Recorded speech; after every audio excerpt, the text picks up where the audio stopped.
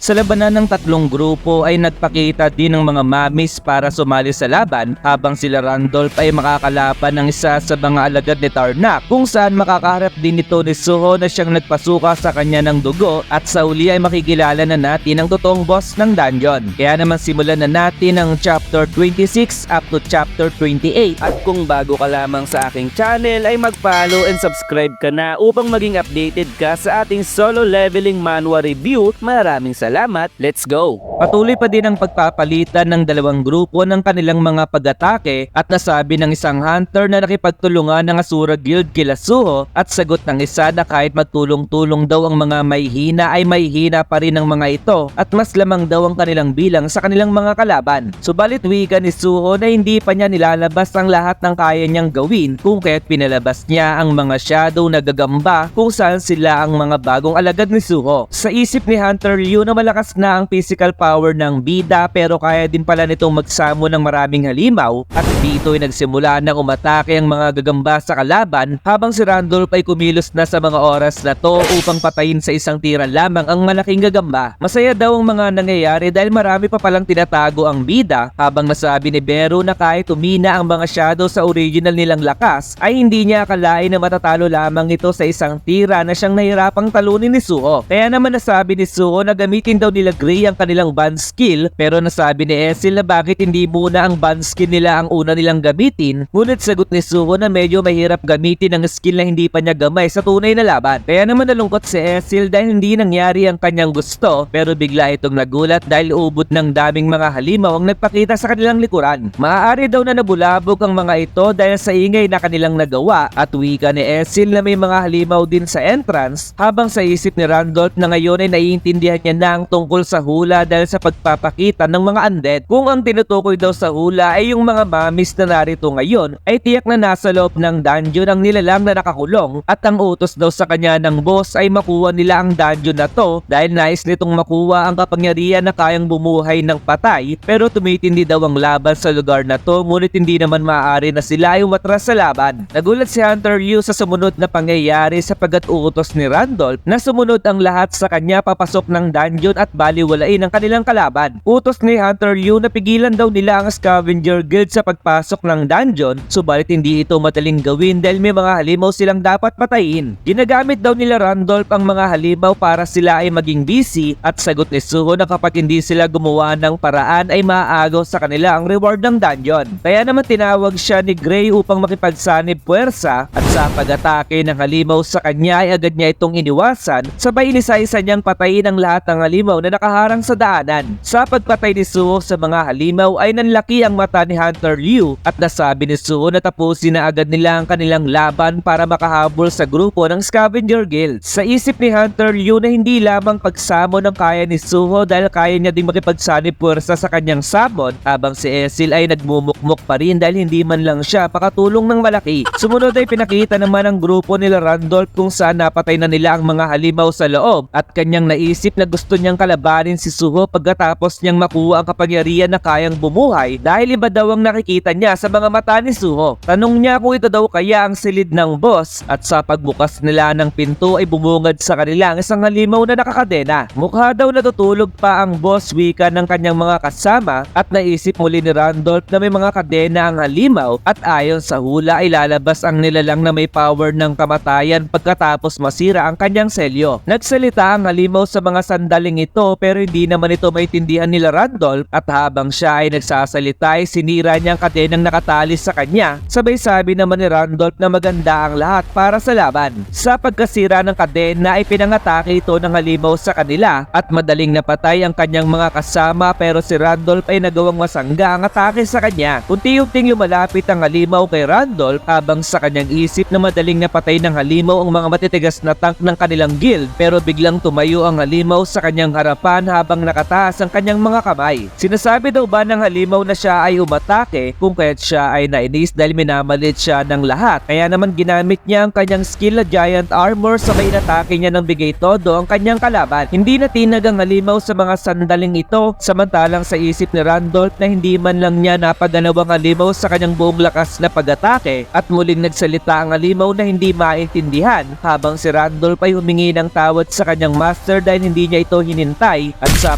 pagsuntok ng halimaw kay Randolph ay naputas talaga ang kanyang katawan. Naipalkat si Randolph sa itaas ng pader habang ang halimaw ay napahawak sa kanyang ulo sapagkat hindi niya raw akalain na ang unang nilalang na makakakita sa kanya ay madaling mamamatay pagkatapos niyang paglaruan ito ng konti. Subalit okay lamang daw yun dahil madami pa naman ang natitira sa labas kung kaya't ito na raw ang tamang oras para siya ay magsaya. Sumunod ay nagawang masipan ni Suho ang isang halimaw, ngunit sa kanyang isip na walang katapusan ng bilang ng mga ito kahit madami na siyang napatay kung kaya't sinubukan niya itong gamitin ng arouse. Nabigo siyang kuhanin ng shadow nito dahil sa matagal na itong namatay at madami daw restriction ng kanyang skill dahil kahit sa demon ay hindi niya ito magamit. Biglang nabitak ang lupa sa ilalim ng tinatapakan ni Suho at nagkaroon ng pagyanig sa paligid sapagkat ngayon ay nagpakita ang malaking alupihan pero hindi lamang ito nag-iisa dahil ito'y may mga kasama. Nagsimula ng sumugod ang alupihan sa mga hunter pero nagawa pa din naman nila itong maiwasan habang si Ezreal ay tumalon patungo sa halimaw at inatake ang balat nito pero dumulas lamang ang kanyang sandata dahil sa sobrang tibay ng balat ng alupihan. Wigan ni Hunter Liu na delikado na ang kanilang sitwasyon dahil sa pagpapakita ng mga halimaw at kahit nakakadismaya daw na mapupunta sa Scavenger Guild ang ownership ng dungeon ay mas mainam kung sila ay aatras na. Sa isip ni Suho na sinabi ng system na hanapin niya ang dahilan ng Red Gate at hindi siya sigurado kung matatapos ang kanyang quest kapag natalo ng Scavenger Guild ang boss. Isang pa ang nagpakita sa eksena kung saan napatingin dito si Hunter Liu dahil nakarating na ang halimaw na pumatay kila Randolph habang si Mr. Liu ay gulat dahil ang direksyon kung saan lumabas ang halimaw ay kung saan pumasok ang Scavenger Guild. Tumaas na daw ang stats ng kanyang senses kung kaya't sigurado siya sa kanyang nararamdaman ngayon na ang halimaw na nasa kanilang harapan ay isang dilubyo dahil kulay pula ang pangalan na kanyang nakikita. Sinabi ng halimaw na mawala ang mga mamis sa kanyang harapan kaya naman agad silang nagsipag-atras at nasabi ni Ezreal na narinig niyang inutos ng halimaw na umatras ang mga mamis. Kaya tanong niya kung anong klaseng halimaw daw ang kanilang kalaban ngayon at wika ng halimaw na naiintindihan pala ni Ezreal ang kanyang sinabi at sagot ni Ezreal na isa siyang demon at lingwahe nila ang salita ng halimaw. Natuwa ang halimaw dahil sa wakas ay meron na siyang makakausap sa tinagal-tagal ng panahon habang sa isip ni Ezreal na mukhang pala kaibigan naman pala ang halimaw, sabay sinampal ng halimaw ang alupihan na balak kainin si Ezreal. Nagulat si Ezreal dahil nagawang patayin ng halimaw ang alupihan sa isang sampal lamang at wika ng halimaw na bago sila mag-usap ay kailangan niya munang patayin ng mga halimaw na hindi marunong sumunod sa kanya. Sa isang pag-atake ng halimaw ay napatay niya muli ang isa pang alupihan habang ang mga hunter ay gulat sa kanilang nakikita samantalang si Suho ay naisip na pinapatay ng halimaw ang kapwa niya halimaw. Inatake ng alupihan ng halimaw at nagawa itong kainin pero sumabog bigla ang kanyang bibig dahil sa ginawa ng halimaw sa kanya sabay sabing ayaw niya sa mga insekto. Hindi makapaniwala sila Hunter Liu dahil bakit daw madaling napapatay ng halimaw na ito ang mga giant na alupihan sapagkat ayon sa kanilang investigasyon ay nasa C or B rank lamang dapat ang dungeon na to. Wika ng halimaw na mukhang may mga nilalang pa na hindi siya kayang intindihin kung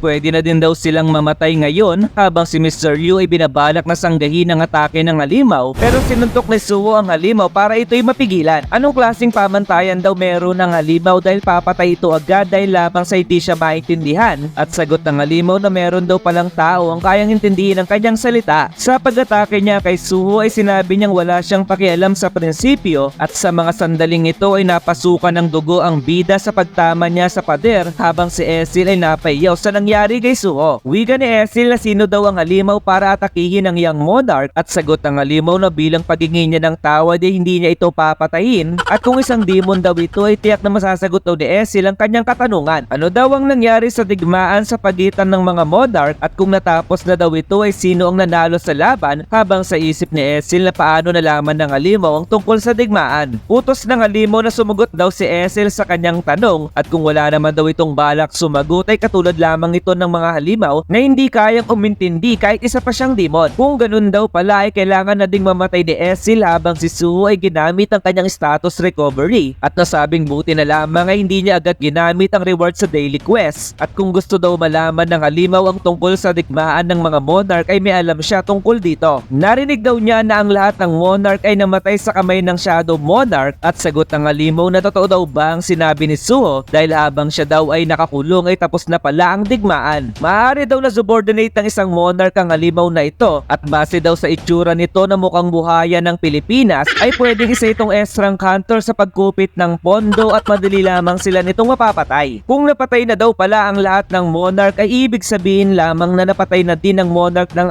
Iron Body na si Tarnak sa kamay ng Shadow Monarch. Nakikita ni Suho na si Amut ang nakakulong sa dungeon na to at maaari daw kaya na isa itong tipo ng halimaw na may katawan na Iron Body at maaari daw na siya ay mapahamak kapag nalaman nito na siya ang anak ng Shadow Monarch. Biglang inatake ni Amut si Suho pero buti na lamang ay nakaiwas ang bida at tanong niya kung ano ang ginagawa ni Amut at sagot naman nito na pwedeng nag-iisip ng kasinungalingan si Suho dahil mabagal itong sumagot at kapag hindi raw siya sumagot agad ay papatayin niya ito. Sa isip ni Suho na baliw daw ang criteria ni Amut sa pagpatay kung kaya't magtatanong daw siyang muli kung napatay na ba ng Shadow Monarch si Tarnak at sagot ni Suho na tama ka, patay na nga si Tarnak. Nagulat si Suho sa reaksyon ni Amut dahil nagtataka daw siya kung bakit hindi na siya dinalaw ni Tarnak at mukhang kailangan niya daw magpasalamat sa Shadow Monarch. Tanong ni Suho na hindi raw ba alagad si Amut ni Tarnak pero sagot ni Amut na ayaw niyang marinig ang ganong klaseng salita kung kaya't kailangang mamatay na daw ng ating bida. Subalit nabalutan muli ng kadena ang kanyang kamay at hindi na umabot pa ang kanyang pagsuntok habang sa isip ni Amut na lumagpas na siya sa lugar na ibinigay lamang sa kanya. Kaya naman unti-unti siyang inihila ng kadena pabalik kung saan siya galing at minumura nito si Tarnak, ganun na din ang spellcaster ng kadena. Nagulat si Suho sa nangyari kay Amut at kahit hindi niya alam ang nangyayari ay malaki daw ang kanyang pasasalamat. Kailangan nilang mag-ingat simula ngayon dahil kay Amut at kailangan nilang gamutin sila Gray, ganun na din ang mga hunter sa Asura Guild. Biglang nagpakita muli ang quest kay Suho kung saan nagbago na ito at tanong ni Esil kung ano daw ba ang problema at sagot ni Suho na nagbago ang quest kung saan kailangan nilang palayain ang hair ni Tarnak na si Amut. Bumungad kila Suho ang mga bangkay ng mga hunter mula sa Scavenger Guild at maaaring si Amut daw ang pumatay dito at wika naman ni Amut na ang lakas naman daw ng loob ni Suho upang siya ay puntahan. Nice daw ni Suho na sila ay mag-usap ng maayos at sagot ni Amut na sila ay nag-usap na kanina pero sagot muli ni Suho na hindi nila masasabing pag-uusap yun dahil nais siyang patayin nito kanina. Gusto niya lang naman daw malaman ang nangyari kay Tarnak at kung may reklamo daw si Suho ay magreklamo ito sa bangkay ng Monarch pero sa isip ni Suho na bailente si Amut pero parang bata ito mag-isip at hindi siya makapaniwala na kailangan niyang makipagtulungan dito. Maaari daw bang sabihin ni Amut kung bakit ayaw nito kay Tarnak at sagot ni Amut na total ay gusto niyang magpalipas ng oras ay sasabihin niya ang dahilan dahil siya daw si Amut at ginawa siya ni Tarnak at ang spellcaster bago siya ikulong sa lugar na to. Ang dalawa daw na to ay ginawa siyang halimaw at kinulong sa pamamagitan ng kadenang hindi mawala-wala at tanong ni Suho kung hindi ba ito kayang sirain ni Amut at sagot muli ni Amut na ang kadena ay gawa sa magic at kahit sirain niya ito sa oras na siya ay lumayo ay muli din itong magpapakita kung kaya't hindi niya marating ang pinakadulo ng dungeon na to. Hindi niya raw mapapatawad si Tarnak at ang spellcaster sa ginawa sa kanya habang sa isip ni Suho na kailangan niyang matanggal ang kadena para mapalaya si Amut. Paano niya daw kaya ito matatanggal dahil tiyak na may kakaiba sa kadena pero tanong niya kay Amut na narito na daw ba ang mga halimaw bago pa man siya pakulong at sa pagsagot ng oo ni Amut ay muling sinabi ng bida na ibig sabihin na hindi si Amut ang master ng dungeon. Nakita na raw ba ni Amut ang silid ng boss pero sagot ni Amut na itong silid lamang ang kanyang alam dahil hindi siya makagala sa loob ng dungeon dahil sa mga kadena. Sa isip ni Suho na wala naman daw magiging problema kung hahayaan si Amut na mag-ikot sa loob ng dungeon kung kahit bakit daw kinuha ng spellcaster na palitawin muli ang kadena sa oras na makalayo si Amut mula sa kanyang pwesto. Kaya naman tanong niya kay Amut na kung mapapalaya niya ito ay makikinig daw ba ito sa kanyang hiling at sagot ni Amut na sinasabi daw ba ni Suho na kaya siyang palayain ito pero kung sakaling magawa man daw ito ng bida ay gagawin niya ang anumang sabihin nito. Sinasabi daw ba ni Suho na alam niya kung nasaan ang spellcaster or may ibang paraan itong alam gawin pero kung sakaling nagbibiro man daw ito ngayon ay alam daw ba ni Suho ang posibleng mangyari sa kanya sapagkat muli niyang sinira ang kanyang kadena. Makinig lamang daw muna si Amut bago ito magdesisyon dahil sisirain niya ang buong dungeon na ito para siya ay makalaya. Maaari daw na ang intensyon ng spellcaster para hindi makalayo si Amut ay dahil ayaw nitong mapatay ang boss ng dungeon at kung sakali daw na masira ang dungeon pagkatapos mapatay ang ng boss ay ano daw sa palagay ni Amut ang mangyayari sa kadena kung saan nawala na ang purpose nito. Dito ay natuwa si Amut sa mga sinabi ni Suho at sa sumunod na eksena ay naiiyak na lamang si Beru dahil bakit daw pinili ni Suho ang barbaric na reptile na kagaya ni Amut na manatili sa kanyang tabi. Sagot ni Amut na tumigil daw si Beru sa ginagawa niyang pagkilos na parang langaw kung kaya't nagalit si Beru na tinawag siyang langaw dahil nais daw ba ni Amut na mamatay sa kamay ng kanyang original na anyo.